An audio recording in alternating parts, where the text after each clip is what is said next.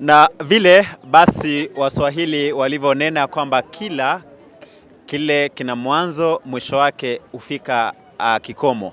Leo hivi tumefika kilele cha Congress ambayo imekuwa hapa katika shule ya Nyambaria High School. Congress ambayo imekuwa ikiletwa kwetu na vijana wa Nyamira Westfield, na leo hotuba ikiwa ya mwisho kabisa ambayo imeweza kufanywa na mchungaji Job Mabuka, na kilele chake ambacho kimehitimisha hivi jioni. Naitwa Emmanuel Bosire, niko hapa na Cynthia. Amechoka kweli kweli baada ya kuwa na siku nzito ya kuabudu Mungu, marching na kukula.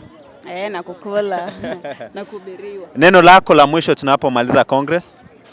Nimefurahi sana, nimebambika. Hata kama mimi si kuja kutafuta mtu, niko na mtu, lakini nimepambika sana na mahubiri ya mnenaji. Imizo kwangu ni ile, kuna maneno ambayo tumehubiriwa mengi. Tusitoke hapa bure, tubarikiwe sana ili tusonge hatua moja kwa nyingine. Ni maneno yake Cynthia Ogasmol, anasema kwamba amebarikiwa sana na Congress ya mwaka 2026. Theme kubwa ilikuwa inasema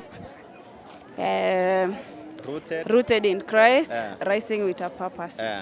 Hadi tena wakati mwingine, kwa heri ya kuonana.